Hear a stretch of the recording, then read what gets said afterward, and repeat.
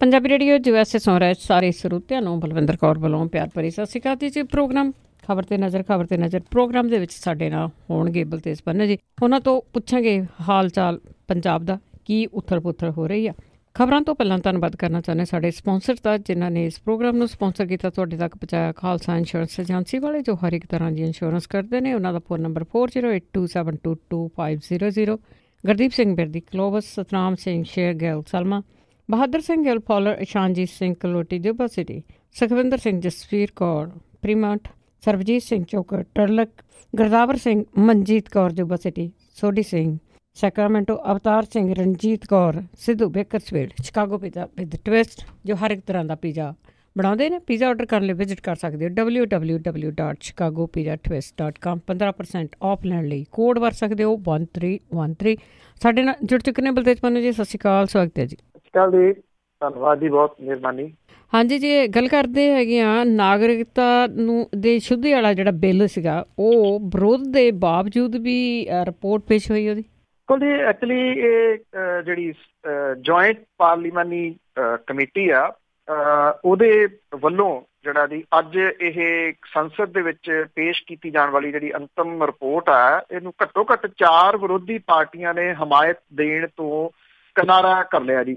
ਇਹਦੇ ਚ ਕਾਂਗਰਸ ਸ਼ਾਮਲ ਹੈ, ਤ੍ਰਿਣਮੂਲ ਕਾਂਗਰਸ ਸ਼ਾਮਲ ਹੈ, CPIM ਤੇ ਸਮਾਜਵਾਦੀ ਪਾਰਟੀ। ਇਹ ਜਿਹੜੀ JPC ਬਣੀ ਸੀ, ਜੁਆਇੰਟ ਪਾਰਲੀਮਾਨੀ ਕਮੇਟੀ, ਇਹਦੇ ਵਿੱਚ ਸ਼ਾਮਲ ਇਹਨਾਂ ਧਿਰਾਂ ਦੇ ਮੈਂਬਰਾਂ ਨੇ ਰਿਪੋਰਟ ਦੇ ਨਾਲ ਅਸਹਿਮਤੀ ਪ੍ਰਗਟ ਜਿਹੜੀ ਹੈ ਜੀ ਉਹ ਕੀਤੀ ਆ। ਜਿਹੜੀ NDA ਦੀ ਭਾਈਵਾਲ ਸ਼ਿਵ ਸੈਨਾ, ਉਹਨੇ ਵੀ ਨਾਗਰਿਕਤਾ ਸੋਧ ਬਿੱਲ ਦੇ ਬਾਰੇ ਰਿਪੋਰਟ ਦਾ ਸੰਸਦ ਦੇ ਵਿੱਚ ਵਿਰੋਧ ਕਰਨ ਦਾ ਐਲਾਨ ਜਿਹੜਾ ਜੀ ਕੀਤਾ। ਇਹਦੇ ਸੰਬੰਧੀ ਜਿਹੜੀਆਂ ਵਿਰੋਧੀ ਧਿਰਾਂ ਦੇ ਨੁਮਾਇੰਦਿਆਂ ਨੇ ਕਿਹਾ ਕਿ ਅੰਤਮ ਰਿਪੋਰਟ ਦੇ ਬਾਰੇ ਕਮੇਟੀ ਦੇ ਵਿਚਾਲੇ ਸਹਿਮਤੀ ਨਹੀਂ ਬਣ ਸਕੀ। ਇਹਦੇ ਮੁਤਾਬਕ ਬਿੱਲ ਦਾ ਵਿਰੋਧ ਕੀਤਾ ਗਿਆ ਕਿਉਂਕਿ ਇਹਦੇ ਨਾਲ ਅਸਾਮ ਦੇ ਵਿੱਚ ਨਸਲੀ ਵੰਡ ਦਾ ਵਿਵਾਦ ਜਿਹੜਾ ਜੀ ਉਹ ਖੜਾ ਹੋ ਸਕਦਾ ਹੈ। TMC ਤੇ ਖੱਬੇ ਪੱਖੀ ਧਿਰਾਂ ਦੇ ਕਮੇਟੀ ਮੈਂਬਰਾਂ ਦਾ ਕਹਿਣਾ ਕਿ ਗੁਜਰਾਤ, ਰਾਜਸਥਾਨ ਤੇ ਅਸਾਮ ਦੇ ਵਿੱਚ ਬਿੱਲ ਦੇ ਖਿਲਾਫ ਤਕੜਾ ਵਿਰੋਧ ਜਿਹੜਾ ਜੀ ਉਹ ਹੋ ਰਿਹਾ। ਉਧਰ ਅਫਗਾਨਿਸਤਾਨ, ਬੰਗਲਾਦੇਸ਼ ਤੇ ਪਾਕਿਸਤਾਨ ਤੋਂ ਆਏ ਹਿੰਦੂ ਪਰਿਵਾਰ, ਸਿੱਖ, ਬੋਧੀ, ਜੈਨੀ, ਪਾਰਸੀ ਤੇ ਈਸਾਈ ਜਿਹੜੇ ਸ਼ਰਨਾਰਥੀ ਨੇ, ਉਹਨਾਂ ਦੇ ਪਰਿਵਾਰਾਂ ਨੂੰ ਨਾਗਰਿਕਤਾ ਬਿੱਲ ਦੇ ਬਾਰੇ ਜਿਹੜੀ ਹੈ ਜੀ ਉਹ ਆਸ ਹੈ ਇਸ ਰਿਪੋਰਟ ਤੋਂ। ਇਹਦੀ ਤਜਵੀਜ਼ ਹੈ ਕਿ ਜਿਨ੍ਹਾਂ ਪਰਿਵਾਰਾਂ ਨੂੰ ਭਾਰਤ ਦੇ ਵਿੱਚ ਰਹਿੰਦਿਆਂ 6 ਸਾਲ ਤੋਂ ਜ਼ਿਆਦਾ ਸਮਾਂ ਹੋ ਗਿਆ, ਉਹਨਾਂ ਨੂੰ ਭਾਰਤੀ ਨਾਗਰਿਕਤਾ ਦਿੱਤੀ ਜਾ ਸਕਦੀ ਹੈ। ਔਰ ਨਾਗਰਿਕਤਾ ਹਾਸਲ ਕਰਨ ਦੀ ਪ੍ਰਕਿਰਿਆ ਬੜੀ ਗੁੰਝਲਦਾਰ ਹੈ ਜੀ। ਇਹ ਤੇ ਕਈ ਪਰਿਵਾਰ 12 ਸਾਲਾਂ ਬਾਅਦ ਵੀ ਭਾਰਤ ਦੇ ਪੱਕੇ ਵਾਸੀ ਜਿਹੜੇ ਉਹ ਨਹੀਂ ਬਣ ਸਕੇ। ਹਾਲਾਂਕਿ ਲੰਮੀ ਮਿਆਦ ਦਾ ਵੀਜ਼ਾ ਜਿਹੜਾ ਜੀ ਉਹ ਲਿਆਂਦਾ ਗਿਆ, ਪਰ ਪ੍ਰਕਿਰਿਆ ਹੋਰ ਔਖੀ ਜਿਹੜੀ ਹੈ ਜੀ ਉਹ ਕਰਤੀ ਗਈ। ਔਰ ਇਹਦੇ ਲਈ 2 ਭਾਰਤੀ ਨਾਗਰਿਕਾਂ ਦੀ ਗਰੰਟੀ ਦੀ ਲੋੜ ਪੈਂਦੀ ਆ। ਨਾਗਰਿਕਤਾ ਨਾ ਹੋਣ ਕਰਕੇ ਇਹਨਾਂ ਘੱਟ ਗਿਣਤੀਆਂ ਨੂੰ ਕਈ ਸਹੂਲਤਾਂ ਤੋਂ ਵਾਂਝੇ ਜਿਹੜਾ ਜੀ ਉਹ ਰਹਿਣਾ ਪੈ ਰਿਹਾ, ਕਿਉਂਕਿ ਸਵਾਲ ਜਿਹੜਾ ਜੀ ਉਹ ਵੋਟਾਂ ਦਾ ਹੈ। ਔਰ ਹਰ ਚੀਜ਼, ਹਰ ਬਿਆਨ ਜਿਹੜਾ ਜੀ ਉਹ ਵੋਟਾਂ ਨੂੰ ਸਾਹਮਣੇ ਰੱਖ ਕੇ ਹੀ ਹੁਣ ਜਿਹੜਾ ਜੀ ਉਹ ਹੋਣਾ ਕਿ ਕਿਹਦੇ ਨਾਲ ਕਿੰਨੀਆਂ ਵੋਟਾਂ ਘਟਣਗੀਆਂ, ਕਿੰਨੀਆਂ ਵੋਟਾਂ ਵਧਣਗੀਆਂ। ਇਹ ਮਹਿਜ਼ ਰਿਪੋਰਟ ਜਿਹੜੀ ਹੈ ਜੀ ਅੱਜ ਆ ਰਹੀ ਆ, ਪਰ ਜਿੰਨਾ ਇਹਦਾ ਵਿਰੋਧ ਹੋ ਰਿਹਾ ਇਹ ਉਸ ਤੋਂ ਅੱਗੇ ਵੱਧ ਸਕੂਗੀ, ਇਹਦੀ ਉਮੀਦ ਬਹੁਤੀ ਜਿਹੜੀ ਉਹ ਨਹੀਂ ਹੈ।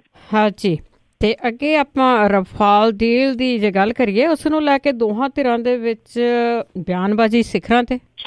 ਬਿਲਕੁਲ ਜੀ, ਐਕਚੁਅਲੀ ਜਿਹੜੇ ਪ੍ਰਧਾਨ ਮੰਤਰੀ ਨੇ ਉਹਨਾਂ ਦੇ ਵੱਲੋਂ ਜਿਹੜੇ ਰੱਖਿਆ ਮੰਤਰੀ ਨੇ ਨਿਰਮਲਾ ਸੀਤਾਰਮਨ ਤੇ ਵਿੱਤ ਮੰਤਰੀ ਦੇ ਜੇ ਸੰਸਦ ਦੇ ਵਿੱਚ ਰਫਾਲ ਕਰਾਰ ਦੇ ਮਾਮਲੇ ਦੇ ਵਿੱਚ ਵਿਰੋਧੀ ਧਿਰ ਦੇ ਜਿਹੜੇ ਜਵਾਬ ਦੇਣ ਦੇ ਵਾਸਤੇ ਦੋਵਾਂ ਮੰਤਰੀਆਂ ਦੀ ਤਾਰੀਫ ਜਿਹੜੀ ਜੀ ਉਹ ਕੀਤੀ ਆ। ਲੋਕ ਸਭਾ ਹਲਕਿਆਂ ਦੇ ਭਾਜਪਾ ਵਰਕਰਾਂ ਨੂੰ ਵੀਡੀਓ ਕਾਨਫਰੰਸਿੰਗ ਦੇ ਰਾਹੀਂ ਜਿਹੜਾ ਜੀ ਨਰਿੰਦਰ ਮੋਦੀ ਹੋਰਾਂ ਨੇ ਇਹ ਗੱਲ ਕਹੀ ਆ ਕਿ ਜਿਹੜੇ ਰੱਖਿਆ ਮੰਤਰੀ ਅਰੁਣ ਜੇਤਲੀ ਹੋਰਾਂ ਨੇ ਬੜੇ ਬਾਖੂਬੀ ਤੱਥ ਜਿਹੜੇ ਆ ਜੀ ਉਹ ਪੇਸ਼ ਕੀਤੇ ਆ। ਹਾਲਾਂਕਿ ਉਹ ਆਪ ਜਵਾਬ ਦੇਣ ਦੇ ਵਾਸਤੇ ਜਿਹੜਾ ਜੀ ਉਹ ਤਿਆਰ ਨਹੀਂ। ਇਹ ਜਿਉਂ ਪ੍ਰਧਾਨ ਮੰਤਰੀ ਉਹ ਬਣੇ ਆ, ਜਾਂ ਤੁਸੀਂ ਇਹ ਕਹਿ ਲਓ ਕਿ ਮੁੱਖ ਮੰਤਰੀ ਦਾ ਰਿਕਾਰਡ ਵੀ ਇੰਨਾ ਉਹਨਾਂ ਦਾ ਇਸੇ ਤਰ੍ਹਾਂ ਦਾ ਹੈ ਕਿ ਜਦੋਂ ਮੁਸ਼ਕਲ ਆਉਂਦੀ ਆ ਫਿਰ ਉਹ ਸਾਈਡ ਲਾਈਨ ਹੋ ਕੇ ਨਿਕਲ ਜਾਂਦੇ ਆ। ਉਹ ਕਦੀ ਉਹਦਾ ਜਵਾਬ ਜਿਹੜਾ ਜੀ ਉਹ ਨਹੀਂ ਦਿੰਦੇ। ਉਧਰ ਕਾਂਗਰਸ ਲੱਗਦਾ ਨਹੀਂ ਕਿ ਇਹਨੂੰ ਸੌਖਿਆਂ ਜਿਹੜਾ ਜੀ ਇਸ ਮੁੱਦੇ ਨੂੰ ਜਾਣ ਦੇਊਗੀ।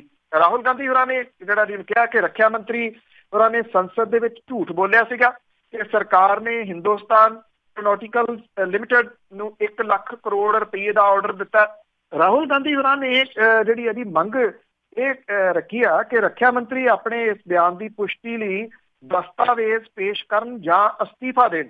ਉਧਰ ਰੱਖਿਆ ਮੰਤਰੀ ਨੇ ਰਾਹੁਲ ਗਾਂਧੀ ਹੋਰਾਂ ਨੂੰ ਸੰਬੰਧਿਤ ਰਿਪੋਰਟ ਪੂਰੀ ਪੜ੍ਹਨ ਦੀ ਸਲਾਹ ਦਿੱਤੀ ਹੈ। ਰੱਖਿਆ ਮੰਤਰੀ ਨੇ ਕਿਹਾ ਕਿ ਬੜੇ ਸ਼ਰਮ ਦੀ ਗੱਲ ਹੈ ਕਿ ਕਾਂਗਰਸ ਪ੍ਰਧਾਨ ਰਫਾਲ ਨੂੰ ਪੂਰੀ ਤਰ੍ਹਾਂ ਸਮਝੇ ਬਗੈਰ ਮੁਲਕ ਨੂੰ ਗੁੰਮਰਾਹ ਕਰ ਰਹੇ ਆ। ਉਹਨਾਂ ਨੇ ਕਿਹਾ ਕਿ ਰਾਹੁਲ ਗਾਂਧੀ ਹੋਰਾਂ ਨੇ ਰੱਖਿਆ ਮੰਤਰੀ ਦੇ ਖਿਲਾਫ ਇਹ ਜਿਹੜਾ ਦੀ ਸੱਜਰਾ ਹੱਲਾ ਜਿਹੜਾ ਬੋਲਿਆ ਰਾਹੁਲ ਗਾਂਧੀ ਹੋਰਾਂ ਨੇ ਉਹਦੀ ਉਸ ਮੀਡੀਆ ਰਿਪੋਰਟ ਤੋਂ ਮਗਰੋਂ ਕੀਤਾ, ਜਿਹਦੇ ਵਿੱਚ ਇਹ ਦਾਅਵਾ ਕੀਤਾ ਗਿਆ ਸੀਗਾ ਕਿ HAL ਨੂੰ 1 ਲੱਖ ਕਰੋੜ ਰੁਪਈਏ ਚੋਂ 1 ਰੁਪਈਆ ਤੱਕ ਹੀ ਇੱਕ ਕਹਿਰਾ ਆਰਡਰ ਵੀ ਨਹੀਂ ਜਿਹੜਾ ਸੀਗਾ ਉਹ ਦਿੱਤਾ ਗਿਆ। ਔਰ ਮੀਡੀਆ ਰਿਪੋਰਟ ਦੇ ਵਿੱਚ ਇਸ ਦਾਅਵੇ ਦੇ ਵਾਸਤੇ HAL ਦੇ ਜਿਹੜੇ ਅਧਿਕਾਰੀ ਨੇ ਉਹਨਾਂ ਦਾ ਹਵਾਲਾ ਦਿੱਤਾ ਗਿਆ। ਰਾਹੁਲ ਗਾਂਧੀ ਹੋਰਾਂ ਨੇ ਟਵੀਟ ਦੇ ਵਿੱਚ ਕਿਹਾ ਕਿ ਜਦੋਂ ਤੁਸੀਂ ਇੱਕ ਝੂਠ ਬੋਲਦੇ ਹੋ ਤਾਂ ਤੁਹਾਨੂੰ ਇਹਨੂੰ ਲੁਕਾਉਣ ਦੇ ਵਾਸਤੇ ਕਈ ਹੋਰ ਝੂਠ ਜਿਹੜੇ ਆ ਜੀ ਉਹ ਬੋਲਣੇ ਪੈਂਦੇ ਆ। ਔਰ ਰਫਾਲ ਮੁੱਦੇ ਦੇ ਉੱਤੇ ਪ੍ਰਧਾਨ ਮੰਤਰੀ ਨੂੰ ਬਚਾਉਣ ਦੀ ਕਾਹਲੀ ਦੇ ਵਿੱਚ ਜਿਹੜੇ ਦੀ ਰੱਖਿਆ ਮੰਤਰੀ ਨੇ ਸੰਸਦ ਦੇ ਵਿੱਚ ਝੂਠ ਜਿਹੜਾ ਜੀ ਉਹ ਬੋਲਿਆ। ਜਿਹੜੇ ਕਾਂਗਰਸ ਦਾ ਤਰਜਮਾਨ ਹੈ ਜੀ, ਕਾਂਗਰਸ ਦਾ ਜਿਹੜਾ ਬੁਲਾਰਾ, ਉਹਨੇ ਵੀ ਇਹ ਗੱਲ ਜਿਹੜੀ ਹੈ ਜੀ ਕਹੀ ਆ ਕਿ ਰੱਖਿਆ ਮੰਤਰੀ ਦੇ ਵੱਲੋਂ HAL ਨੂੰ 1 ਲੱਖ ਕਰੋੜ ਰੁਪਈਏ ਦਾ ਆਰਡਰ ਦੇਣ ਦਾ ਝੂਠ ਜਿਹੜਾ ਜੀ ਉਹ ਬੇਨਕਾਬ ਹੋ ਗਿਆ। ਇਹ ਤੋਂ ਪਹਿਲਾਂ ਮਾਮਲਾ ਜਦੋਂ ਸੁਪਰੀਮ ਕੋਰਟ ਦੇ ਵਿੱਚ ਗਿਆ ਸੀਗਾ ਤੇ ਉੱਥੇ ਜਿਹੜੀ ਕੈਗ ਦੀ ਰਿਪੋਰਟ ਲੱਗੀ ਸੀਗੀ, ਜਦੋਂ ਉਹ ਗਲਤ ਸਾਬਤ ਹੋ ਗਈ ਤਾਂ ਇਹ ਕਿਹਾ ਗਿਆ ਸਰਕਾਰ ਦੀ ਤਰਫੋਂ ਕਿ ਇਹ ਟੈਕਨੀਕਲ ਐਰਰ ਹੈ, ਇਹ ਟਾਈਪਿੰਗ ਐਰਰ ਜਿਹੜਾ ਦੀ ਇਹਨੂੰ ਦਿੱਤਾ ਗਿਆ ਕਿ ਗਲਤੀ ਦੇ ਨਾਲ ਜਿਹੜਾ ਦੀ ਉਹ ਛਪ ਗਿਆ। ਭਾਵ ਕਿ ਲੁਕਾਉਣ ਹੋ ਰਿਹਾ ਡੇ ਬਾਈ ਡੇ ਜਿਹੜਾ ਦੀ ਉਹ ਸ਼ੱਕ ਇਹਨੂੰ ਵੱਡਾ ਜਿਹੜਾ ਦੀ ਉਹ ਕਰੀ ਜਾ ਰਹੇ ਆ ਕਿ ਕੁਛ ਨਾ ਕੁਛ ਤਾਂ ਕਹਾਣੀ ਜਿਹੜੀ ਦੀ ਉਹ ਹੈਗੀ ਹੈ, ਜਿਹਦੇ ਕਰਕੇ ਕਾਂਗਰਸ ਇਹ ਸਮਝਦੀ ਆ ਕਿ 19 ਦੇ ਵਿੱਚ ਇਹਨੂੰ ਵੱਡਾ ਮੁੱਦਾ ਬਣਾਇਆ ਜਾ ਸਕਦਾ ਹੈ। ਬਿਲਕੁਲ ਜੀ, ਪਹਿਲਾਂ ਇਹਨਾਂ ਨੇ ਭਾਜਪਾ ਵਾਲਿਆਂ ਨੇ ਫੋਲੇ ਸੀ ਪੋਤੜੇ, ਤਾਂ ਹੁਣ ਇਹਨਾਂ ਨੇ ਵੀ ਉਹੀ ਕੰਮ ਫੜਿਆ ਹੋਇਆ ਹੈ। ਅਤੇ ਅੱਗੇ ਆਪਾਂ ਸੁਖਪਾਲ ਖਹਿਰਾ ਦੀ ਜੇ ਗੱਲ ਕਰੀਏ, ਜੋ ਆਮ ਆਦਮੀ ਪਾਰਟੀ ਦੇ MLA ਉਹਨਾਂ ਦੇ ਨਾਲ ਗਏ ਸੀ, ਉਹਨਾਂ ਨੇ ਹੁਣ ਦੂਰੀਆਂ ਬਣਾ ਲਈਆਂ। ਬਿਲਕੁਲ ਜੀ, ਸੁਖਪਾਲ ਸਿੰਘ ਖਹਿਰਾ ਹੋਰਾਂ ਨੇ ਜਿਹੜਾ ਜੀ ਪਾਰਟੀ ਦੀ ਮੈਂਬਰਸ਼ਿਪ ਤੋਂ ਅਸਤੀਫਾ ਜਿਹੜਾ ਉਹ ਦੇ ਦਿੱਤਾ। ਉਹਨਾਂ ਨੇ ਹਾਲਾਂਕਿ ਵਿਧਾਇਕੀ ਤੋਂ ਅਸਤੀਫਾ ਨਹੀਂ ਦਿੱਤਾ। ਇਹਦੇ ਉੱਤੇ ਜਿਹੜੀਆਂ ਦੀ ਉਹ ਕਈ ਤਕਨੀਕੀ ਜਿਹੜੀਆਂ ਦੀ ਉਹ ਗੱਲਾਂ ਸਾਹਮਣੇ ਆ ਰਹੀਆਂ ਨੇ ਕਿ ਜਦੋਂ ਜਿਸ ਪਾਰਟੀ ਤੋਂ ਜਿੱਤਿਆ ਹੋਇਆ ਬੰਦਾ ਜੇ ਉਸ ਪਾਰਟੀ ਤੋਂ ਅਸਤੀਫਾ ਦਿੰਦਾ ਤਾਂ ਉਹਦੀ MLA-ਸ਼ਿਪ ਜਾਂਦੀ ਆ ਜਾਂ ਨਹੀਂ। ਇਹਦੇ ਉੱਤੇ 2 ਕਿਸਮ ਦੀਆਂ ਜਿਹੜੀਆਂ ਦੀ ਉਹ ਰਾਏ ਚੱਲ ਰਹੀਆਂ ਨੇ। ਵੈਸੇ ਇਹ ਆ ਇਹ ਟੈਕਨੀਕਲ ਜਿੰਨੀ ਜਾਣਕਾਰੀ ਹਾਸਲ ਕੀਤੀ ਹੈ ਜੀ, ਉਹ ਇਹ ਕਿਹਾ ਜਾ ਰਿਹਾ ਹੈ ਕਿ ਇੱਕ ਤਾਂ ਪਾਰਟੀ ਜਿਹੜੀ ਆ ਉਹ ਜੇ ਲਿਖ ਕੇ ਦਿੰਦੀ ਆ ਵਿਧਾਨ ਸਭਾ ਦੇ ਸਪੀਕਰ ਨੂੰ, ਤਾਂ ਸਪੀਕਰ ਦੇ ਹੱਥ ਦੇ ਵਿੱਚ ਇਹ ਅਥਾਰਟੀ ਆ ਕਿ ਉਹ ਉਹਦੀ ਮੈਂਬਰਸ਼ਿਪ ਖਾਰਜ ਕਰ ਸਕਦਾ, ਜਾਂ ਫਿਰ ਉਹਦੇ ਕੋਲੇ ਦੂਜਾ ਤਰੀਕਾ ਹੈ ਪਾਰਟੀ ਦੇ ਕੋਲੇ ਕਿ ਉਹ ਅਦਾਲਤ ਦਾ ਸਹਾਰਾ ਜਿਹੜਾ ਜੀ ਉਹ ਲਵੇ। ਜਿਹੜਾ ਵਿਧਾਨ ਸਭਾ ਦਾ ਸਪੀਕਰ ਆ ਉਹ ਇਹਨੂੰ ਲਮਕਾ ਵੀ ਸਕਦਾ ਕੁਝ ਸਮੇਂ ਦੇ ਵਾਸਤੇ। ਜਿਵੇਂ ਜੇ ਆਪਾਂ ਫੂਲਕਾ ਸਾਹਿਬ ਦੇ ਅਸਤੀਫੇ ਦੀ ਗੱਲ ਕਰੀਏ ਤਾਂ ਉਹ ਲਮਕਾਇਆ ਹੀ ਜਿਹੜਾ ਜੀ ਉਹ ਗਿਆ ਜਦੋਂ ਤੋਂ ਉਹਨਾਂ ਨੇ ਅਸਤੀਫਾ ਦਿੱਤਾ ਸੀਗਾ। ਹੁਣ ਤਾਂ ਖੈਰ ਉਹਨਾਂ ਨੇ ਪਾਰਟੀ ਜਿਹੜੀ ਹੈ ਜੀ ਉਹ ਛੱਡੀ ਆ। ਟੈਕਨੀਕਲੀ ਸੁਖਪਾਲ ਸਿੰਘ ਖਹਿਰਾ ਹੋਰਾਂ ਦੀ ਜਿਹੜੀ MLA-ਸ਼ਿਪ ਹੈ ਉਹ ਜਾਊਗੀ ਸੂਨਰ ਔਰ ਲੇਟਰ, ਕਿਉਂਕਿ ਜਿਹੜੇ ਪਾਰਟੀ ਦੇ ਵੱਲੋਂ ਜਿਹੜੇ ਚੋਣ ਨਿਸ਼ਾਨ ਦੇ ਉੱਤੇ ਉਹਨਾਂ ਨੇ ਚੋਣ ਲੜਿਆ, ਜਦੋਂ ਉਹਨਾਂ ਨੇ ਉਹਦੇ ਮੁੱਢਲੀ ਮੈਂਬਰਸ਼ਿਪ ਤੋਂ ਅਸਤੀਫਾ ਦੇ ਦਿੱਤਾ ਤਾਂ ਫਿਰ ਉਹ ਇਹਦੇ ਉੱਤੇ ਰਹਿਣਗੇ ਨਹੀਂ। ਕਿੰਨਾ ਸਮਾਂ ਲੱਗਦਾ ਹੈ ਇਹ ਸਮਾਂ ਦੱਸੂਗਾ। ਇਹ ਕਿਹਾ ਜਾ ਰਿਹਾ ਕਿ ਸੁਖਪਾਲ ਸਿੰਘ ਖਹਿਰਾ ਹੋਰਾਂ ਦੇ ਵੱਲੋਂ ਨਵੀਂ ਪਾਰਟੀ ਦਾ ਐਲਾਨ ਜਿਹੜਾ ਜੀ ਉਹ ਕੀਤਾ ਜਾ ਰਿਹਾ, ਸ਼ਾਇਦ ਇਹ ਅੱਜ ਜਾਂ ਕੱਲ੍ਹ ਨੂੰ ਜਿਹੜਾ ਜੀ ਉਹ ਕੀਤਾ ਜਾ ਸਕਦਾ, ਕਿਉਂਕਿ ਟੈਕਨੀਕਲ ਗੱਲਾਂ ਦੇ ਵਿੱਚ ਨਾ ਉਲਝਣ। ਜਿਹੜੇ ਕੰਵਰ ਸੰਧੂ ਹੋਰੀ ਨੇ ਉਹਨਾਂ ਦਾ ਤਾਂ ਬਿਆਨ ਜਿਹੜਾ ਜੀ ਇਹ ਹੈ ਕਿ ਪਾਰਟੀ ਸੁਖਪਾਲ ਸਿੰਘ ਖਹਿਰਾ ਹੋਰਾਂ ਨੇ ਬਣਾਈ ਆ, ਉਹਨਾਂ ਨੂੰ ਇਹਦੇ ਬਾਰੇ ਜਿਹੜਾ ਜੀ ਉਹ ਪੁੱਛੋ। ਉਹਨਾਂ ਨੇ ਇਹ ਵੀ ਕਿਹਾ ਕਿ 1 ਅੱਧੇ ਦਿਨ ਦੇ ਵਿੱਚ ਉਹ ਜਿਹੜੇ ਨਾਲ ਉਹਨਾਂ ਦੇ ਛੱਡ ਕੇ ਆਏ ਸਾਥੀ ਨੇ ਉਹਨਾਂ ਦੇ ਨਾਲ ਮੀਟਿੰਗ ਕਰਨ ਜਿਹੜਾ ਜੀ ਉਹ ਜਾ ਰਹੇ ਨੇ। ਨਾਜਰ ਸਿੰਘ ਮਾਨਸ਼ਾਹੀਆ ਜਿਹੜੇ ਇਸੇ ਧਿਰ ਦੇ ਨਾਲ ਸ਼ਾਮਲ ਨੇ, ਉਹ ਇਹ ਕਹਿੰਦੇ ਆ ਕਿ ਪਾਰਟੀ ਦੀ ਮੁੱਢਲੀ ਮੈਂਬਰਸ਼ਿਪ ਤੋਂ ਅਸਤੀਫਾ ਦੇਣ ਦਾ ਫੈਸਲਾ ਸੁਖਪਾਲ ਸਿੰਘ ਖਹਿਰਾ ਹੋਰਾਂ ਦਾ ਹੈ। ਇਸ ਬਾਰੇ ਉਹਨਾਂ ਨੂੰ ਸੂਚਿਤ ਜਿਹੜਾ ਜੀ ਉਹ ਕੀਤਾ ਗਿਆ ਸੀਗਾ। ਉਹਨਾਂ ਨੇ ਕਿਹਾ ਕਿ ਇਹਦੇ ਸੰਬੰਧੀ ਉਹਨਾਂ ਦੀ ਜਿਹੜੀ ਗੱਲਬਾਤ ਹੈ ਕੰਵਰ ਸੰਧੂ ਹੋਰਾਂ ਦੇ ਨਾਲ ਹੋਈ ਹੈ ਤੇ ਉਹ ਇਹਦੇ ਬਾਰੇ ਦੇ ਵਿੱਚ ਛੇਤੀ ਜਿਹੜੀ ਆ ਉਹ ਮੀਟਿੰਗ ਕਰਕੇ ਅਗਲੀ ਰਣਨੀਤੀ ਜਿਹੜੀ ਆ ਉਹ ਬਣਾਉਣਗੇ। ਸੁਖਪਾਲ ਸਿੰਘ ਖਹਿਰਾ ਹੋਰਾਂ ਦੇ ਨਾਲ ਕੰਵਰ ਸੰਧੂ ਮਾਨਸ਼ਾਹੀਆ ਤੋਂ ਇਲਾਵਾ ਮਾਸਟਰ ਬਲਦੇਵ ਸਿੰਘ, ਪਿਰਮਲ ਸਿੰਘ, ਜਗਤਾਰ ਸਿੰਘ ਜੱਗਾ ਤੇ ਜਗਦੇਵ ਸਿੰਘ ਕਮਾਲੂ ਜਿਹੜੇ ਆ ਜੀ ਉਹ ਜੁੜੇ ਹੋਏ ਆ।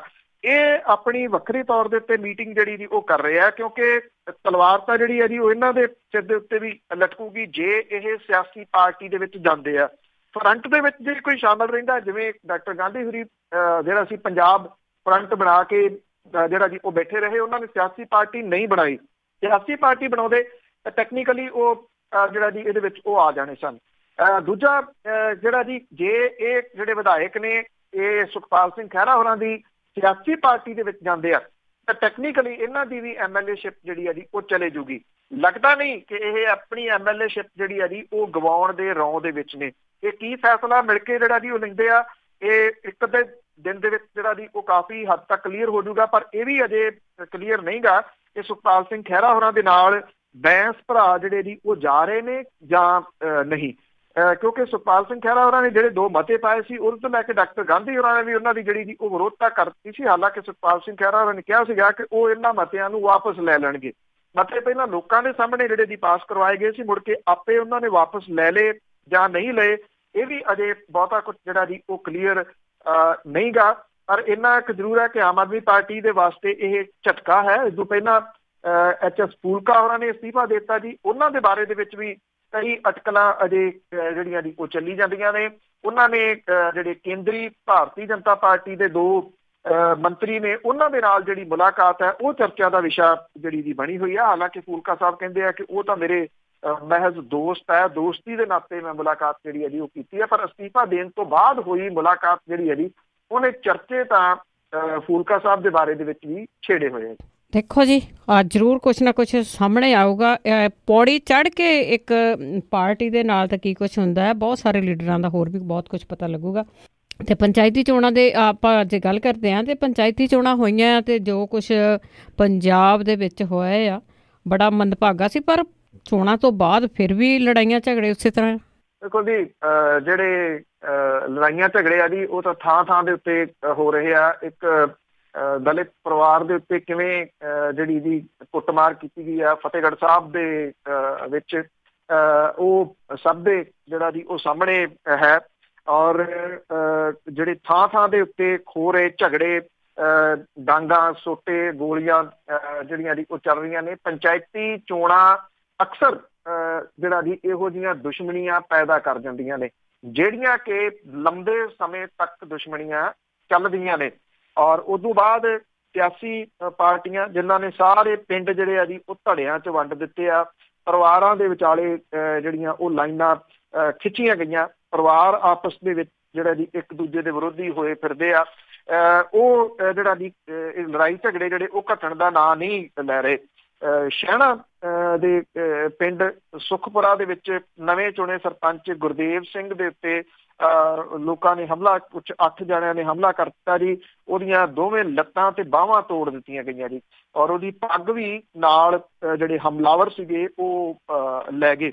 ਇਹ ਦੱਸਿਆ ਜਾ ਰਿਹਾ ਜੀ ਕਿ ਮਾਮਲਾ ਜਿਹੜਾ ਜੀ ਦੂਜੀ ਧਿਰ ਦੇ ਉੱਤੇ ਦਰਜ ਜਿਹੜਾ ਜੀ ਉਹ ਕਰ ਲਿਆ ਗਿਆ ਜੀ। ਇਹ ਕਿਹਾ ਗਿਆ ਜੀ ਕਿ ਹਮਲਾਵਰ ਜਿਹੜੇ ਸੀਗੇ ਉਹ 2 ਕਾਰਾਂ ਦੇ ਵਿੱਚ ਆਏ, ਜਿਹਦੇ ਵਾਸਤੇ ਪੁਲਿਸ ਦੇ ਵੱਲੋਂ ਉਹਨਾਂ ਦੀ ਭਾਲ ਜਿਹੜੀ ਆ ਉਹ ਕੀਤੀ ਜਾ ਰਹੀ ਹੈ।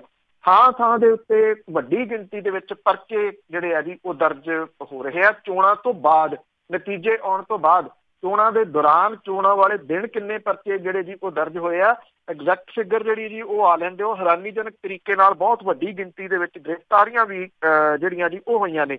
ਸਵਾਲ ਇਹੀ ਹੈ ਕਿ ਲੋਕ ਜਿਹੜੇ ਆ ਕੀ ਸਮਝਣਗੇ ਕਿ ਇਹ ਸਿਆਸੀ ਪਾਰਟੀਆਂ ਜਿਹੜੀਆਂ ਜੀ ਉਹਨਾਂ ਨੂੰ ਲੜਾ ਕੇ ਆਪ ਸਾਈਡ ਤੇ ਹੋ ਕੇ ਫਿਰ ਤਮਾਸ਼ਾ ਵੇਖਦੀਆਂ ਨੇ। ਇਹ ਲੋਕ ਜਦੋਂ ਅਦਾਲਤਾਂ ਦੇ ਵਿੱਚ ਕੇਸ ਭੁਗਤਣਗੇ, ਬੁੱਕ ਜਿਹੜੇ ਪੈਸਿਆਂ ਦੇ ਉਹ ਵਕੀਲਾਂ ਨੂੰ ਦੇਣਗੇ, ਪਰ ਜਿਹੜੀ ਚੌਧਰ ਦੀ ਭੁੱਖ ਹੈ ਜੀ, ਜਿਹੜਾ ਕਿੱਲਾ ਇੱਕ ਧੌਣ ਦੇ ਵਿੱਚ ਜਿਹੜਾ ਜੀ ਉਹ ਗੱਡਿਆ ਹੋਣਾ, ਉਹ ਪੰਜਾਬ ਦੇ ਲੋਕਾਂ ਦੇ ਧੌਣ ਦੇ ਵਿੱਚੋਂ ਨਿਕਲਣ ਦਾ ਜਿਹੜਾ ਜੀ ਉਹ ਨਾਂ ਨਹੀਂ ਲੈ ਰਿਹਾ, ਬਲਕਿ ਡੇ ਬਾਈ ਡੇ ਹਰ ਸਾਲ ਜਿਹੜਾ ਜੀ ਇਹ ਹੋਰ ਤਿੱਖਾ ਹੁੰਦਾ ਤੁਰਿਆ ਜਾਂਦਾ ਜੀ। ਬਹੁਤ ਮਾੜੀ ਗੱਲ ਹੈ ਜੀ। ਜਿਹੜੀ ਭਾਈਚਾਰਕ ਸਾਂਝ ਹੁੰਦੀ ਆ ਪਿੰਡਾਂ ਤੋਂ ਸ਼ੁਰੂ ਹੁੰਦੀ ਆ, ਪਰ ਪਿੰਡਾਂ ਦੇ ਵਿੱਚ ਹੀ ਲੜਾਈਆਂ। ਅਤੇ ਅੱਗੇ ਇੱਕ ਮੁਹਿੰਮ ਚੱਲੀ ਸੀ ਜੀ ਨਸ਼ੇ ਦੀ, ਕਿ ਨਸ਼ਾ ਖਤਮ ਕੀਤਾ ਜਾਊਗਾ, ਪਰ ਉਹ ਪੁਲਿਸ ਦੀ ਧੜੇਬੰਦੀ ਕਰਕੇ ਤਾਂ ਸਰਕਾਰ ਦੀਆਂ ਕਹਿੰਦੇ ਪਈ ਨਾ ਕੋਈ ਨਹੀਂ ਫੈਸਲਾ ਲਿਆ, ਨਾਕਾਮੀਆਂ ਕਰਕੇ ਵਿੱਚੇ ਰਹਿ ਕੇ। ਬਿਲਕੁਲ ਜੀ, ਜੇ ਓਵਰਆਲ ਗੱਲ ਕਰੀਏ ਤਾਂ ਪੰਜਾਬ ਦੇ ਵਿੱਚ ਅੱਜ ਵੀ ਜਿਹੜੀਆਂ ਡੈਥ ਨੇ ਨਸ਼ਿਆਂ ਦੇ ਨਾਲ, ਓਵਰਡੋਜ਼ ਦੇ ਨਾਲ, ਉਸੇ ਤਰੀਕੇ ਦੇ ਨਾਲ ਜਿਹੜਾ ਜੀ ਉਹ ਜਾਰੀ ਨੇ।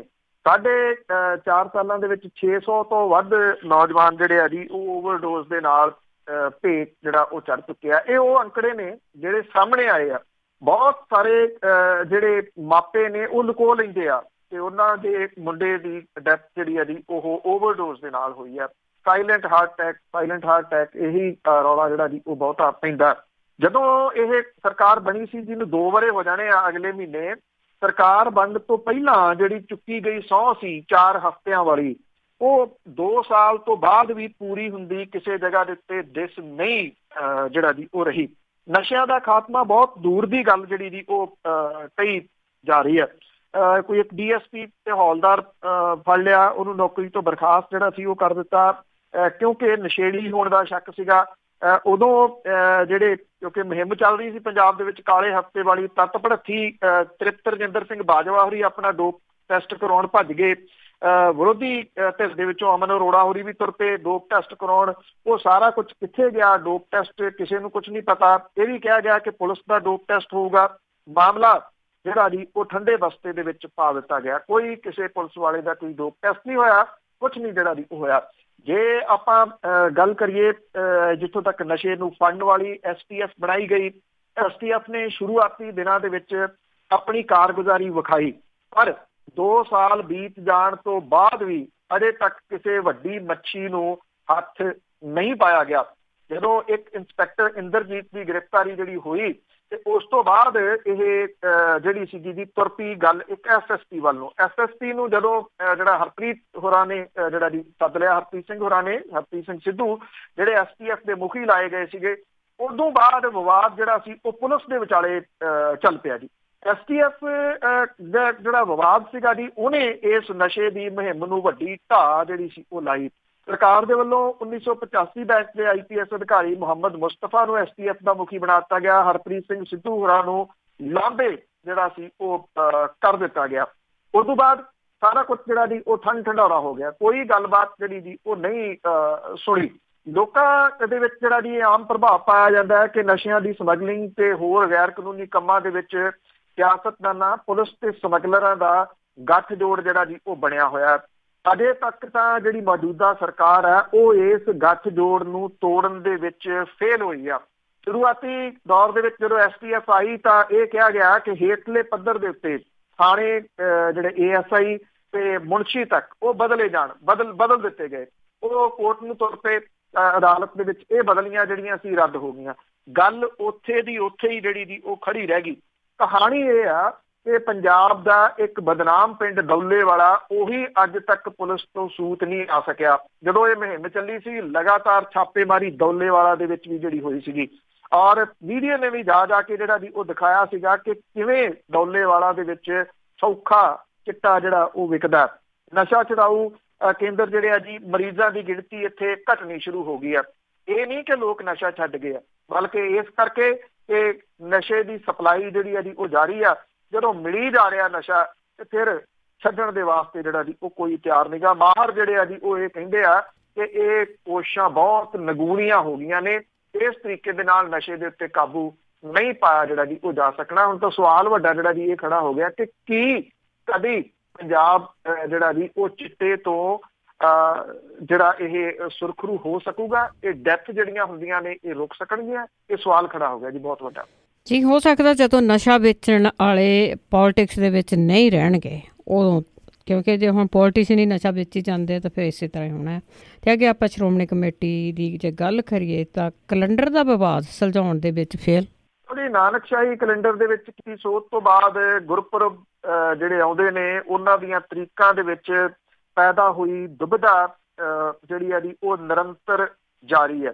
ਹੁਣ ਤਾਂ ਤੁਸੀਂ ਇਹ ਕਹਿ ਲਓ ਕਿ ਸ਼ਾਇਦ ਸ਼੍ਰੋਮਣੀ ਗੁਰਦੁਆਰਾ ਪ੍ਰਬੰਧਕ ਕਮੇਟੀ ਦੇ ਵੱਲੋਂ ਜਿਵੇਂ ਘੇਸਣ ਵੱਟ ਲਈ ਗਈ ਆ, ਉਹ ਇਸ ਮੁੱਦੇ ਦੇ ਉੱਤੇ ਇਕਜੁੱਟਤਾ ਉਹ ਕਰਵਾਉਣਾ ਹੀ ਨਹੀਂ ਚਾਹੁੰਦੀ। ਉਹ ਇਸੇ ਤਰੀਕੇ ਦੇ ਨਾਲ ਜਿਹੜਾ ਜੀ ਉਹ ਚੱਲੀ ਜਾਣ ਜਿਹੜਾ ਜੀ ਉਹ ਚਾਹੁੰਦੀ ਆ। 10ਵੇਂ ਪਾਤਸ਼ਾਹ ਗੁਰੂ ਗੋਬਿੰਦ ਸਿੰਘ ਜੀ ਦਾ ਪ੍ਰਕਾਸ਼ ਪੁਰਬ ਜਿਹੜਾ ਜੀ ਇਹਦੇ ਸੰਬੰਧੀ ਦੁਬਿਧਾ ਉਸੇ ਤਰੀਕੇ ਦੇ ਨਾਲ ਜਾਰੀ ਆ। ਸਿੱਖ ਸੰਗਤ ਦੇ ਵੱਲੋਂ ਇਸ ਵਰੇ ਵੀ ਗੁਰਪੁਰਬ 2 ਵਾਰੀ ਮਨਾਇਆ ਜਾ ਰਿਹਾ। ਸ਼੍ਰੋਮਣੀ ਕਮੇਟੀ ਨੇ 2003 ਦੇ ਵਿੱਚ ਨਾਨਕਸ਼ਾਹੀ ਕੈਲੰਡਰ ਜਾਰੀ ਕੀਤਾ ਸੀਗਾ। ਇਹਦੇ ਵਿੱਚ ਗੁਰਪੁਰਬ ਤੇ ਹੋਰ ਜਿਹੜੇ ਦਿਨ ਤਿਉਹਾਰ ਸੀਗੇ ਉਹਦੀਆਂ ਤਰੀਕਾਂ ਪੱਕੀਆਂ ਨਿਰਧਾਰਿਤ ਕਰ ਦਿੱਤੀਆਂ ਗਈਆਂ ਸੀਗੀਆਂ। ਜਨਵਰੀ 10 ਦੇ ਵਿੱਚ ਅਕਾਲ ਤਖਤ ਤੇ ਉਸ ਵੇਲੇ ਦੇ ਜਥੇਦਾਰ ਸ਼੍ਰੋਮਣੀ ਕਮੇਟੀ ਨੇ ਆਪਣੇ ਹੀ ਲਏ ਫੈਸਲੇ ਤੋਂ ਪੈਰ ਪਿੱਛੇ ਖਿੱਚ ਲਏ, ਨਾਨਕਸ਼ਾਹੀ ਕੈਲੰਡਰ ਦੇ ਵਿੱਚ ਸੋਧ ਕਰ ਦਿੱਤੀ। ਦੂਜੀ ਵਾਰੀ ਕੀਤੀ ਸੋਧ ਤੋਂ ਬਾਅਦ ਵੱਖਰੀ ਪਛਾਣ ਵਜੋਂ ਪ੍ਰਚਾਰੇ ਗਏ ਨਾਨਕਸ਼ਾਹੀ ਕੈਲੰਡਰ ਨੂੰ ਮੁੜ ਕੇ ਬਿਕਰਮੀ ਕੈਲੰਡਰ ਦੇ ਵਿੱਚ ਤਬਦੀਲ ਕਰ ਦਿੱਤਾ ਗਿਆ, ਜਿਹਨੂੰ ਇੱਕ ਹਿੱਸੇ ਨੇ ਪ੍ਰਵਾਨ ਨਹੀਂ ਕੀਤਾ। ਨਾਨਕਸ਼ਾਹੀ ਕੈਲੰਡਰ ਦੇ ਵਿੱਚ ਸੋਧ ਕੀਤੀ ਨੂੰ 9 ਸਾਲ ਬੀਤ ਚੁੱਕੇ ਆ। ਗੁਰਪੁਰਬਾਂ ਦੀਆਂ ਤਰੀਕਾਂ ਹਰ ਵਰੇ ਦੁਬਿਧਾ ਜਿਹੜੀ ਦੀ ਉਹ ਬਣੀ ਰਹਿੰਦੀ ਆ। ਇਹੀ ਕਾਰਨ ਹੈ ਕਿ ਪਿਛਲੇ 9 ਸਾਲਾਂ ਤੋਂ ਕਈ ਗੁਰਪੁਰਬ ਹਰ ਵਰੇ 2-2 ਵਾਰ ਮਨਾਏ ਜਾਂਦੇ ਆ। ਇਸ ਵਾਰ ਵੀ ਗੁਰੂ ਗੋਬਿੰਦ ਸਿੰਘ ਦਾ ਜਿਹੜਾ ਪ੍ਰਕਾਸ਼ ਪੁਰਬ ਆ ਜੀ, ਉਹ ਸੋਧੇ ਹੋਏ ਕੈਲੰਡਰ ਦੇ ਮੁਤਾਬਕ 13 ਜਨਵਰੀ ਨੂੰ ਲੋਹੜੀ ਵਾਲੇ ਜਿਹੜਾ ਜੀ ਉਹ ਦਿਨ ਹੈ, ਜਦੋਂ ਕਿ ਮੂਲ ਨਾਨਕਸ਼ਾਹੀ ਕੈਲੰਡਰ ਦੇ ਮੁਤਾਬਕ ਇਹ ਗੁਰਪੁਰਬ ਜਿਹੜਾ ਉਹ 5 ਜਨਵਰੀ ਨੂੰ ਜਿਹੜਾ ਪੰਜਾਬ ਦੇ ਵਿੱਚ ਕਈ ਜਥੇਬੰਦੀਆਂ ਨੇ ਜੀ ਜਿਨ੍ਹਾਂ ਨੇ 5 ਤਰੀਕ ਨੂੰ ਇਹ ਗੁਰਪੁਰਬ ਮਨਾਉਣ ਦਾ ਜਿਹੜਾ ਜੀ ਉਹ ਸੁਨੇਹਾ ਦਿੱਤਾ ਸੀਗਾ, ਉਹ ਮਨਾ ਵੀ ਚੁੱਕੇ ਆ ਜੀ। ਬਾਕੀ ਜਿਹੜੀ ਲੱਗੀ ਹੋਈ ਆ ਕਿ ਇਹਨੂੰ 13 ਤਰੀਕ ਨੂੰ ਜਿਹੜਾ ਜੀ ਉਹ ਮਨਾਇਆ ਜਾਵੇ। ਉਸ ਦਿਨ ਹੁਣ ਦੂਜਾ ਤਿਉਹਾਰ ਵੀ ਜਿਹੜਾ ਜੀ ਆ ਗਿਆ। ਚਲੋ ਇਸ ਵਾਰੀ ਤਾਂ ਉਹ ਲੋਹੜੀ ਵਾਲੇ ਦਿਨ ਆਇਆ, ਪਿਛਲੇ ਸਾਲ ਤਾਂ ਜਿਹੜਾ ਸੀਗਾ ਜੀ ਜਿਹੜਾ ਸ਼ਹੀਦੀ ਹਫ਼ਤਾ ਹੁੰਦਾ ਉਹਦੇ ਦੌਰਾਨ ਹੀ ਜਿਹੜਾ ਆ ਗਿਆ ਸੀਗਾ। ਸ਼ਹੀਦੀ ਹਫ਼ਤਾ ਅੱਧਾ ਮਨਾਇਆ, ਵਿਚਾਲੇ ਗੁਰਪੁਰਬ ਆ ਗਿਆ ਤੇ ਮੁੜ ਕੇ ਅੱਧਾ ਸ਼ਹੀਦੀ ਹਫ਼ਤਾ ਜਿਹੜਾ ਸੀ ਉਹ ਬਾਅਦ ਦੇ ਵਿੱਚ ਮਨਾਇਆ। ਜੀ ਤੇ ਅੱਗੇ ਆਪਾਂ ਗੱਲ ਕਰਦੇ ਹਾਂ ਜੀ ਆਪਣੇ ਕੰਮ ਗਣਾਉਣ ਦੇ ਲਈ ਸਰਕਾਰ ਨੇ ਜਿਹੜੇ ਨਜਾਇਜ਼ ਬੋਰਡ ਹੁੰਦੇ ਆ ਉਹਨਾਂ ਦੀ ਵਰਤੋਂ ਕੀਤੀ। ਦੇਖੋ ਜੀ, ਜਿਹੜੇ ਸੂਬੇ ਦੇ ਨੌਜਵਾਨਾਂ ਨੂੰ ਸਮਾਰਟਫੋਨ ਤੇ ਘਰ ਘਰ ਨੌਕਰੀ ਦੇਣ ਦੇ ਵਾਅਦੇ ਦੇ ਉੱਤੇ ਪੂਰੇ ਨਾ ਉਤਰਨ ਕਰਕੇ ਵਿਰੋਧੀਆਂ ਦੇ ਵਿੱਚ ਘਿਰੀ ਰਹਿਣ ਵਾਲੀ ਜਿਹੜੀ ਸੂਬੇ ਦੀ ਸਰਕਾਰ ਆ ਜੀ, ਉਹਨੇ ਆਪਣੇ 21 ਮਹੀਨਿਆਂ ਦੇ ਵਿੱਚ ਕੀਤੇ ਕੰਮ ਗਣਾਉਣ ਦੇ ਵਾਸਤੇ ਪੰਜਾਬ ਦੇ ਸ਼ਹਿਰਾਂ ਦੇ ਵਿੱਚ ਪੰਜਾਬ ਸਰਕਾਰ ਦੀਆਂ ਵੱਡੀਆਂ ਉਪਲਬਧੀਆਂ ਜਿਹੜੀਆਂ ਜੀ ਉਹਨੂੰ ਗਣਾਉਣ ਦੇ ਵਾਸਤੇ ਬੋਰਡ ਲਾਏ ਆ। ਥਾਂ ਥਾਂ ਦੇ ਉੱਤੇ ਇਹ ਬੋਰਡ ਨਜਾਇਜ਼ ਤਰੀਕੇ ਦੇ ਨਾਲ ਵੀ ਜਿਹੜਾ ਜੀ ਉਹ ਲੱਗੇ ਆ। ਹੁਣ ਇਹ ਕਿ ਸਰਕਾਰੀ ਬੋਰਡ ਹੋਵੇ ਤੇ ਉੱਥੇ ਕੋਈ ਨਿਗਮ ਥੋੜੀ ਬੋਲ ਸਕਦਾ ਜੀ। ਨਿਗਮ ਦੇ ਅਫਸਰ ਜਿਹੜੇ ਆ ਜੀ ਉਹਨਾਂ ਨੇ ਵੀ ਚੁੱਪ ਧਾਰੀ ਹੋਈ ਆ। ਔਰ ਇਹ ਜਿਹੜੇ ਪੋਲ ਨੇ ਜਿਨ੍ਹਾਂ ਦੇ ਉੱਤੇ ਬੋਰਡ ਨਹੀਂ ਜਿਹੜੇ ਲਾਏ ਜਾ ਸਕਦੇ, ਜਿਹੜੇ ਯੂਨੀ ਪੋਲ ਨੇ, ਉੱਥੇ ਵੀ ਲਾਏ ਗਏ ਨੇ। ਲੋਕ ਸਭਾ ਚੋਣਾਂ ਨੇੜੇ ਨੇ, ਜਿਹਦੇ ਕਰਕੇ ਵਿਰੋਧੀ ਧਿਰ ਸੂਬੇ ਦੀ ਸਰਕਾਰ ਨੂੰ ਸਮਾਰਟਫੋਨ, ਬੇਰੁਜ਼ਗਾਰਾਂ ਨੂੰ ਨੌਕਰੀ ਦੇਣ ਦੇ ਵਾਅਦਿਆਂ ਦੇ ਉੱਤੇ ਜਿਹੜੀ ਜੀ ਮੁੱਦਿਆਂ ਦੇ ਉੱਤੇ ਉਹ ਘੇਰ ਰਹੀ ਆ। ਮੌਜੂਦਾ ਸਰਕਾਰ, ਕੈਪਟਨ ਸਰਕਾਰ ਜਿਹੜੀ ਆ ਜੀ, ਉਹਨਾਂ ਨੇ ਸਾਡਾ ਪੰਜਾਬ ਵੱਧਦਾ ਪੰਜਾਬ ਜਿਹੜਾ ਜੀ ਇਹਦੇ ਉੱਤੇ 21 ਮਹੀਨਿਆਂ ਦੇ ਵਾਸਤੇ 21 ਮਹੀਨਿਆਂ ਦੇ ਵਿੱਚ ਕੀਤੇ ਗਏ ਕੰਮ ਜਿਹੜੇ ਆ ਜੀ ਉਹਦੇ ਅੰਕੜੇ ਦਿਖਾਏ ਗਏ ਆ। ਕੈਪਟਨ ਅਮਰਿੰਦਰ ਸਿੰਘ ਹੋਰਾਂ ਦੀ ਫੋਟੋ ਤੇ ਨਾਲ ਵੱਖੋ ਵੱਖਰੀਆਂ ਜਿਹੜੀਆਂ ਜੀ ਕਿ ਇਹ ਕਿਹਾ ਗਿਆ ਕਿ ਉਦਯੋਗਿਕ ਕ੍ਰਾਂਤੀ ਆ ਗਈ ਹੈ ਪੰਜਾਬ ਦੇ ਵਿੱਚ। ਥਾਂ ਥਾਂ ਦੇ ਉੱਤੇ ਬਿਜ਼ਨਸ ਜਿਹੜੇ ਆ ਜੀ ਉਹ ਖੁੱਲ੍ਹ ਗਿਆ। ਵਿੱਤੀ ਘਾਟਾ ਦਿਖਾਇਆ ਗਿਆ ਕਿ ਪਹਿਲਾਂ ਕਿੰਨਾ ਸੀਗਾ ਤੇ 21 ਮਹੀਨਿਆਂ ਦੇ ਵਿੱਚ ਕਿੰਨਾ ਕੁ ਜਿਹੜਾ ਜੀ ਇਹ ਰਹਿ ਗਿਆ, ਇਹ ਵੀ ਇਹਦੇ ਵਿੱਚ ਦਰਸਾਇਆ ਗਿਆ ਜੀ। ਇਹ ਕਿਹਾ ਜਾ ਰਿਹਾ ਕਿ ਲੋਕਾਂ ਦਾ ਜਿਹੜਾ ਜੀ ਉਹ ਧਿਆਨ ਡਾਈਵਰਟ ਕਰਨ ਦੇ ਵਾਸਤੇ ਕਿ ਉਹ ਵਿਰੋਧੀ ਧਿਰਾਂ ਦੀ ਗੱਲ ਨਾ ਸੁਣਨ, ਜਿਹਦੇ ਕਰਕੇ ਇਹ ਇਸ਼ਤਿਹਾਰੀ ਬੋਰਡ ਜਿਹੜੇ ਆ ਜੀ ਉਹ ਲਾਏ ਗਏ ਆ। ਉਂਝ ਵੈਸੇ ਕਿਸੇ ਨੇ ਬੋਰਡ ਇਹ ਲਵਾਉਣਾ ਹੋਵੇ ਤਾਂ ਇਹ ਨਿਗਮ ਤੋਂ ਪਹਿਲਾਂ ਤਾਂ ਪਰਮਿਸ਼ਨ ਲੈਣੀ ਪੈਂਦੀ ਆ। ਪਰਮਿਸ਼ਨ ਲੈ ਕੇ ਇਹਦਾ ਕਿਰਾਇਆ ਭਰਨਾ ਪੈਂਦਾ। ਜਿਹੜਾ ਕਿਰਾਇਆ ਹੈ ਜੀ ਉਹ ਕਾਫੀ ਹੈ, ਪਰ ਇਹ ਸਰਕਾਰ ਦੇ ਬੋਰਡ ਨੇ, ਇਸ ਕਰਕੇ ਸਰਕਾਰ ਨੂੰ ਫ੍ਰੀ ਹੈ ਤੇ ਥਾਂ ਥਾਂ ਦੇ ਉੱਤੇ ਬੋਰਡ ਜਿਹੜੇ ਆ ਜੀ ਉਹ ਟੰਗ ਦਿੱਤੇ ਗਏ ਆ। ਆਰਥਿਕਤਾ ਦੇ ਖੇਤਰ ਦੇ ਵਿੱਚ 36,000 ਕਰੋੜ ਦੇ ਇਨਵੈਸਟਮੈਂਟ ਦਿਖਾਈ ਗਈ ਆ। ਵਿੱਤੀ ਘਾਟਾ 12.5% ਤੋਂ ਘਟ ਕੇ 2.65% ਜਿਹੜਾ ਜੀ ਉਹ ਦੱਸਿਆ ਗਿਆ। ਕਿਸਾਨਾਂ ਦੀ ਕਰਜ਼ਾ ਮਾਫੀ, ਸੂਬੇ ਦੀਆਂ ਸੜਕਾਂ, ਬਿਜਲੀ ਵਿਭਾਗ ਤੇ ਹੋਰਨਾਂ ਖੇਤਰਾਂ ਦੇ ਵਿੱਚ ਕੈਪਟਨ ਸਰਕਾਰ ਦੀ ਕਾਰਗੁਜ਼ਾਰੀ ਜਿਹੜੀ ਆ ਜੀ ਉਹ ਐਸੀ ਦਿਖਾਈ ਗਈ ਆ। ਇਹ ਭੁਲੇਖਾ ਪੈਂਦਾ ਕਿ ਪੰਜਾਬ ਨਹੀਂ, ਇਹ ਮੁੜ ਕੇ ਜਿਹੜੀ ਕਾਂਗਰਸ ਹੈ ਜੀ, ਕਿਉਂਕਿ ਇੱਕ ਨਵਾਂ ਲਫ਼ਜ਼ ਉਭਰਿਆ ਸੀਗਾ ਪਿਛਲੀ ਸਰਕਾਰ ਦੇ ਮੌਕੇ ਦੇ ਉੱਤੇ, ਉਹ ਸੀਗਾ ਜੀ ਕਿਉਂਕਿ ਸੁਖਬੀਰ ਸਿੰਘ ਬਾਦਲ ਉਹਨਾਂ ਦਾ ਦਾਅਵਾ ਸੀ ਕਿ ਉਹਨਾਂ ਨੇ ਕੈਲੀਫੋਰਨੀਆ ਬਣਾ ਦੇਣਾ ਤੇ ਉਦੋਂ ਲਫ਼ਜ਼ ਸਾਹਮਣੇ ਆਇਆ ਸੀ ਅਕਾਲੀ ਫੋਰਨੀਆ। ਤੋ ਇਹ ਉਸੇ ਤਰੀਕੇ ਦਾ ਜਿਹੜਾ ਜੀ ਕਾਂਗਰਸ ਜਿਹੜਾ ਜੀ ਉਹ ਵੀ ਸੁਪਨੇ ਦਿਖਾ ਰਹੀ ਆ। ਹੁਣ ਅਜੇ ਕਿਸੇ ਵਿਦੇਸ਼ ਦੇ ਸ਼ਹਿਰ ਦਾ ਨਾਮ ਤਾਂ ਨਹੀਂ ਦਿੱਤਾ, ਪਰ ਜਿਹੜੇ ਤਰੀਕੇ ਨਾਲ ਬੋਰਡ ਜਿਹੜੇ ਆ ਜੀ ਉਹ ਲੱਗੇ ਆ, ਉਹ ਭੁਲੇਖਾ ਜ਼ਰੂਰ ਜਿਹੜਾ ਜੀ ਪਾਉਂਦੇ ਆ ਕਿ ਜ਼ਖਮੀ ਹੋਏ ਪਿੰਡੇ ਦੇ ਉੱਤੋਂ ਦੀ ਸ਼ਰਟ ਜਿਹੜੀ ਆ ਉਹ ਪਾ ਲਈ ਗਈ ਆ ਤਾਂ ਕਿ ਜ਼ਖਮ ਦਿਸਣ ਹੀ ਨਾ। ਬਿਲਕੁਲ ਜੀ, ਪਰ ਜਿਹਨੂੰ ਦੁਖਦੇ ਅਜੇ ਤੇ ਜ਼ਖਮ ਹੋਏ ਆ ਕਿਵੇਂ ਮੰਨ ਜਾਊਗਾ ਇਹਨਾਂ ਚੀਜ਼ਾਂ ਨੂੰ। ਤੇ ਅੱਗੇ ਬਰਗਾੜੀ ਮੋਰਚੇ ਦੀ ਜੇ ਗੱਲ ਕਰੀਏ, ਉਸ ਨੂੰ ਲੈ ਕੇ ਸਰਕਾਰੀ ਖਜ਼ਾਨੇ ਤੇ 10 ਕਰੋੜ ਦਾ ਬੋਝ। ਜੀ ਗੁਰੂ ਗ੍ਰੰਥ ਸਾਹਿਬ ਦੀ ਬੇਅਦਬੀ ਦੇ ਜਿਹੜੇ ਮਾਮਲੇ ਦੇ ਵਿੱਚ ਵਿਰੋਧ ਕਰ ਰਹੇ ਸੰਗਤ ਜਿਹੜੀ ਆ ਜੀ, ਜਿਹੜਾ ਬਰਗਾੜੀ ਮੋਰਚਾ ਸੀਗਾ, ਬੇਸ਼ੱਕ ਉਹ ਵਿਵਾਦਾਂ ਦੇ ਕਰਕੇ ਸਮਾਪਤ ਹੋ ਗਿਆ। ਉਦੋਂ ਬਾਅਦ ਤਾਂ ਨਾ ਦਾਦੂਵਾਲ ਸਾਹਿਬ ਲੱਭੇ ਆ, ਨਾ ਧਿਆਨ ਸਿੰਘ ਮੰਡਹੂਰੀ ਲੱਭੇ ਆ। ਦੋਨਾਂ ਨੇ ਵੱਖੋ ਵੱਖਰੇ ਜਗ੍ਹਾ ਦੇ ਉੱਤੇ ਮੋਰਚਾ ਸ਼ੁਰੂ ਕਰਨਾ ਸੀਗਾ, ਕੋਈ ਮੁੜ ਕੇ ਜਿਹੜਾ ਜੀ ਉਹ ਸਾਹਮਣੇ ਨਹੀਂ ਆਇਆ। ਪਰ ਇੱਥੇ ਆਮ ਜਿਹੜਾ ਭਾਈਚਾਰਾ ਜੀ ਉਹਦੇ ਵੱਲੋਂ ਸਹਿਯੋਗ ਦੀ ਕੋਈ ਘਾਟ ਨਹੀਂ ਰਹੀ। ਵੱਡੀ ਗਿਣਤੀ ਦੇ ਵਿੱਚ ਲੋਕ ਜਿਹੜੇ ਸੀਗੇ ਜੀ ਉਹ ਇੱਥੇ ਪਹੁੰਚੇ, ਉਹਨਾਂ ਨੇ ਰੋਸ ਪ੍ਰਗਟ ਕੀਤਾ, ਜਿਹਨੇ ਸਰਕਾਰ ਦੀਆਂ ਜੜ੍ਹਾਂ ਜਿਹੜੀਆਂ ਸੀ ਹਿਲਾਤੀਆਂ, ਜਿਹਨੇ ਸਿਆਸੀ ਪਾਰਟੀਆਂ ਨੂੰ ਵੱਖਰੇ ਤਰੀਕੇ ਦੇ ਨਾਲ ਸੋਚਣ ਦੇ ਵਾਸਤੇ ਮਜਬੂਰ ਕਰ ਦਿੱਤਾ। ਇਹ ਜਿਹੜਾ ਮੋਰਚਾ ਬਰਗਾੜੀ ਦੇ ਵਿੱਚ ਲੱਗਿਆ ਸੀ 1 ਜੂਨ ਤੋਂ 9 ਦਸੰਬਰ ਤੱਕ, ਇਹਦੇ ਦੌਰਾਨ ਅਮਨ ਕਾਨੂੰਨ ਦੀ ਸਥਿਤੀ ਬਹਾਲ ਰੱਖਣ ਤੇ ਲੋਕਾਂ ਦੇ ਇਕੱਠ ਨੂੰ ਸਾਂਭਣ ਲਈ ਗ੍ਰਹਿ ਵਿਭਾਗ ਪੰਜਾਬ ਨੂੰ 10 ਕਰੋੜ ਰੁਪਏ ਦਾ ਖਰਚਾ ਝੱਲਣਾ ਪਿਆ। ਜਿਹੜਾ ਇਹ ਬਰਗਾੜੀ ਦੇ ਵਿੱਚ ਅਨਾਜ ਮੰਡੀ ਦੇ ਵਿੱਚ ਪੱਕਾ ਇਨਸਾਫ ਮੋਰਚਾ ਲਾਇਆ ਗਿਆ ਸੀਗਾ। 6 ਮਹੀਨੇ ਤੱਕ ਚੱਲੇ ਇਸ ਮੋਰਚੇ ਦੇ ਵਿੱਚ ਦਰਜਨ ਤੋਂ ਵੱਧ ਵਾਰੀ ਵੱਡੇ ਇਕੱਠ ਹੋਏ। ਸਰਕਾਰੀ ਸੂਤਰਾਂ ਦੇ ਮੁਤਾਬਕ ਬਰਗਾੜੀ ਮੋਰਚੇ ਦੇ ਵਿੱਚ ਹਰ ਐਤਵਾਰ ਨੂੰ 8 ਤੋਂ 10 ਹਜ਼ਾਰ ਲੋਕ ਪਹੁੰਚਦੇ। ਗ੍ਰਹਿ ਵਿਭਾਗ ਨੇ ਇਹਨੂੰ ਨਜਿੱਠਣ ਦੇ ਵਾਸਤੇ ਵਾਧੂ ਸੁਰੱਖਿਆ ਫੋਰਸਿਸ ਜਿਹੜੀਆਂ ਸੀ ਉਹ ਪੰਜਾਬ ਭਰ ਤੋਂ ਪੁਲਿਸ ਫੋਰਸ ਤੇ ਖੁਫੀਆ ਵਿੰਗ ਜਿਹੜੇ ਸੀ ਉਹ ਤਾਇਨਾਤ ਕੀਤੇ। ਬਰਗਾੜੀ ਮੋਰਚੇ ਤੇ ਪਿੰਡ ਵਿੱਚ ਹੁੰਦੀ ਹਰ ਹਰਕਤ ਦੇ ਉੱਤੇ ਨਜ਼ਰ ਰੱਖਣ ਦੇ ਵਾਸਤੇ 4 ਦਰਜਨ ਤੋਂ ਵੱਧ ਆਧੁਨਿਕ ਕਿਸਮ ਦੇ CCTV ਕੈਮਰੇ ਲਾਏ। ਗਜ਼ਟਡ ਅਫਸਰਾਂ ਦੀ ਬਰਗਾੜੀ ਮੋਰਚੇ ਦੇ ਨੇੜੇ ਤੇੜੇ ਜਿਹੜੀ ਸੀ ਉਹ ਤਾਇਨਾਤੀ ਕੀਤੀ ਗਈ। ਫਰੀਦਕੋਟ ਡਿਸਟ੍ਰਿਕਟ ਦੇ ਵਿੱਚ 6 ਮਹੀਨੇ ਤੱਕ ਵਿਸ਼ੇਸ਼ ਨਾਕਾਬੰਦੀ ਜਿਹੜੀ ਸੀ ਉਹ ਕੀਤੀ ਗਈ। ਗ੍ਰਹਿ ਵਿਭਾਗ ਨੇ ਪੁਲਿਸ ਵਹੀਕਲ ਦੇ ਪੈਟਰੋਲ ਮੁਲਾਜ਼ਮਾਂ ਤੇ ਅਧਿਕਾਰੀਆਂ ਨੂੰ ਵਾਧੂ ਤਨਖਾਹਾਂ ਤੇ ਭੱਤੇ ਦੇਣ, ਨਵੇਂ CCTV ਕੈਮਰੇ ਲੈਣ ਦੇ ਵਾਸਤੇ 6 ਮਹੀਨਿਆਂ ਦੇ ਦੌਰਾਨ 10 ਕਰੋੜ ਰੁਪਈਆ ਜਿਹੜਾ ਜੀ ਉਹ ਮੁਹੱਈਆ ਕਰਾਇਆ। ਪੁਲਿਸ ਦੇ ਖਾਣੇ ਤੇ ਚਾਹ ਪਾਣੀ ਦਾ ਪ੍ਰਬੰਧ ਪੁਲਿਸ ਨੂੰ ਆਪਣੇ ਪੱਲਿਓਂ ਨਹੀਂ ਕਰਨਾ ਪਿਆ। ਬਰਗਾੜੀ ਮੋਰਚੇ ਦੇ ਵਿੱਚ ਤਾਇਨਾਤ ਪੁਲਿਸ ਤੇ ਜਿਹੜੀਆਂ ਪੈਰਾਮਿਲਟਰੀ ਫੋਰਸਿਸ ਸੀ ਉਹ ਲੰਗਰ ਛਕਦੇ ਰਹੇ। ਪੁਲਿਸ ਦੇ ਖਾਣੇ ਲਈ ਫਰੀਦਕੋਟ ਦੇ ਗੁਰਦੁਆਰਾ ਜਿਹੜਾ ਮਾਤਾ ਖੀਵੀ ਜੀ ਸੀਗਾ ਜੀ ਉੱਥੋਂ ਸਹਿਯੋਗ ਲਿਆ ਗਿਆ। ਨਾਕਿਆਂ ਤੇ ਪੁਲਿਸ ਦੇ ਵਾਸਤੇ ਇਸ ਗੁਰਦੁਆਰੇ ਦੇ ਵਿੱਚੋਂ ਲੰਗਰ ਜਿਹੜਾ ਜੀ ਉਹ ਆਉਂਦਾ ਰਿਹਾ। ਪੰਜਾਬ ਮੰਡੀ ਬੋਰਡ ਨੂੰ ਬਰਗਾੜੀ ਮੋਰਚਾ 10 ਲੱਖ ਰੁਪਏ 'ਚ ਪਿਆ, ਕਿਉਂਕਿ ਅਨਾਜ ਮੰਡੀ ਦੇ ਵਿੱਚ ਮੋਰਚਾ ਲੱਗਣ ਕਰਕੇ ਮੰਡੀ ਬੋਰਡ ਨੂੰ ਖਰੀਦ ਕੇਂਦਰ ਲਈ ਵੱਖਰੇ ਪ੍ਰਬੰਧ ਜਿਹੜੇ ਸੀ ਉਹ ਕਰਨੇ ਪਏ। ਬਰਗਾੜੀ ਮੋਰਚੇ ਨੂੰ ਇਸ ਸੰਘਰਸ਼ ਦੇ ਦੌਰਾਨ 1 ਕਰੋੜ 47 ਲੱਖ ਰੁਪਏ ਦੀ ਵਿੱਤੀ ਸਹਾਇਤਾ ਮਿਲੀ, ਜਿਹਦੇ ਵਿੱਚੋਂ ਉਹਨਾਂ ਦੇ 1 ਕਰੋੜ 26 ਲੱਖ ਰੁਪਏ ਜਿਹੜੇ ਸੀਗੇ ਜੀ ਉਹ ਖਰਚ ਹੋ ਗਏ। ਇਹ ਤਾਂ ਖਰਚਾ ਜਿਹੜਾ ਜੀ ਉਹ ਵਿਖਾਇਆ ਗਿਆ। ਹੁਣ ਇਹ ਵੀ ਸਵਾਲ ਜਿਹੜਾ ਨਾ ਜੀ ਚੱਲਦਾ ਵੀ 10 ਕਰੋੜ ਤਾਂ ਸਰਕਾਰ ਦਾ ਖਰਚ ਹੋ ਗਿਆ, ਪਰ ਇਹਦੇ ਚੋਂ ਬਣਾਉਣ ਵਾਲੇ ਜਿਹੜੇ ਜੀ ਉਹਨਾਂ ਨੇ ਬਣਾਏ ਕਿੰਨੇ? ਸ਼ਾਇਦ ਹੋ ਸਕਦਾ ਜੀ ਉਹਦਾ ਹਿਸਾਬ ਕਿਤਾਬ ਕਦੀ ਆਵੇ ਹੀ ਨਾ, ਕਿਉਂਕਿ ਉਹ ਅੰਕੜੇ ਸਰਕਾਰੀ ਨਹੀਂ ਤੇ ਲੱਗਦਾ ਨਹੀਂ ਕਿ ਕਿਤੇ ਉਹ ਗਿਣਤੀ ਮਿਣਤੀ 'ਚ ਹੋਣਗੇ।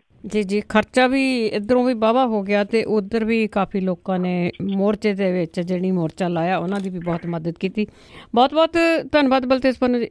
ਮਿਹਰਬਾਨੀ ਜੀ, ਧੰਨਵਾਦ ਜੀ, ਸਤਿ ਸ਼੍ਰੀ ਅਕਾਲ ਜੀ। ਤੇ ਸਰੋਤੇ ਸਨ ਬਲਤੇਜ ਪੰਨੂ ਜੀ ਸਾਡੇ ਨਾਲ ਜੁੜਦੇ ਨੇ, ਕਰਦੇ ਨੇ ਖਬਰਾਂ। ਇਸੇ ਦੇ ਨਾਲ ਅੱਜ ਦਾ ਬੁਲਟਨ ਇੱਥੇ ਸਮਾਪਤ। ਅਗਲੇ ਬੁਲਟਨ ਤੱਕ ਬਲਵਿੰਦਰ ਕੌਰ ਵੱਲੋਂ ਆਪ ਸਭ ਨੂੰ ਪਿਆਰ ਭਰੀ ਸਤਿ ਸ਼੍ਰੀ ਅਕਾਲ।